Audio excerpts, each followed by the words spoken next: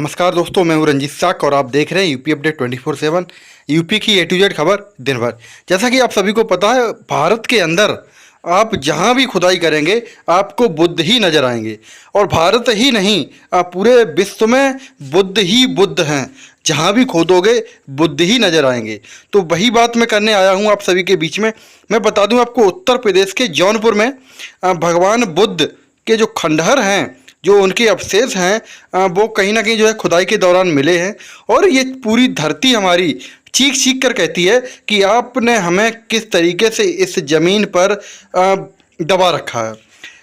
ये जो कहावत कहीं ना कहीं जो कही जाती है कि कण कण में भगवान हैं, तो वो कहीं ना कहीं जो है कण कण में बुद्ध को ही भगवान कहा जाता है और कण कण में बुद्ध ही विराजमान है। बहुत सारे इतिहासकारों ने बताया है कि जम्बू द्वीप जो है वो बुद्ध की पवित्र भूमि है।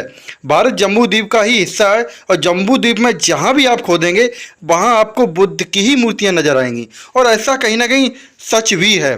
अभी देखिए, अखबार की भी कटिंग में दिखा दूं, 400 साल तक झाड़ियों में घिरा रहा दुनिया का सबसे बड़ा बौद्ध मंदिर, और कहीं ना कहीं आप सभी को पता होगा बोरोबुदुर का जो बौद्ध मंदिर है।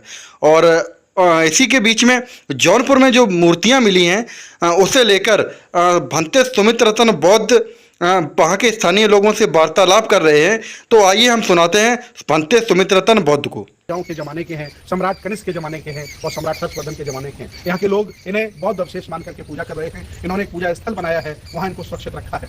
मैं आपको बताना चाहता हूँ कि पूरे भारत में 1250 साल बौद्ध संस्कृति का शासन रहा। सम्राट महापद्म नंद से लेकर सम्राट हर्षवर्धन तक, नागराजाओं को भी शामिल इसमें किया जाए, पल्लवियों को भी शामिल किया जाए, लगातार 1250 साल बुद्ध की संस्कृति का शासन रहा। मेरे साथ गाँव के सभी जिंदा जागरूक लोग हैं, बुद्ध के अनुयायी हैं, बाबा साहब के अनुयायी हैं। इन्होंने मुझे आमंत्रित किया और कहा कि बुद्ध अवशेष भगवान बुद्ध के जमाने के निकले हैं, जिनको हमने सुरक्षित रखा है। और मैं अपील करता हूँ, ऐसे बौद्ध अवशेष हर जगह हैं। ऐसी कोई जगह नहीं है जहाँ बुद्ध की प्रतिमाएं नहीं है, बौद्ध अवशेष नहीं है। इसके बारे में क्या मानता है बाबा नंद मौर्य जी, क्या लोग मानते हैं?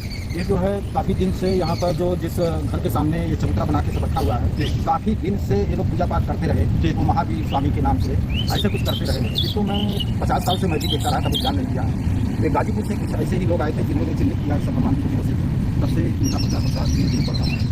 हालांकि ये बौद्ध अवशेष सब खंडित हैं, तोड़े गए हैं। मैं पूछना चाहता हूँ कि बुद्ध की किससे लड़ाई थी, उनकी प्रतिमाओं से किससे झगड़ा था, जिन्होंने इनको खंडित किया है। और यहाँ उनका चक्र और उनकी तमाम निशानियाँ, जैसे कमल का फूल और कह सकते हैं कि आसन पर बैठे बुद्ध और अबल के त्वशर, जो महायानी बौद्ध परंपरा के जो उनकी देवियाँ थी, उनके सबके चित्र हैं, उनका मुकुट है और उनके हाथ हैं। इस तरह से लगातार यहाँ बौद्ध अवशेष हैं और मुझे बड़ी खुशी हुई कि भारत में जहाँ खोदो वहाँ बुद्ध निकलते हैं। ओपी मौर्य जी, और इसके बारे में आप क्या कहना चाहते हैं? कैसे आपको जानकारी हुई आप बौद्ध अवशेष हैं ये? तो इससे पहले तो यहाँ पर गाँव की औरतें पूजा करती थी हमेशा, तो बोधाचार्य के माध्यम से किसी को युवा कार्य पता चला कि यहाँ पे बुद्ध जी के ही अवशेष होंगे।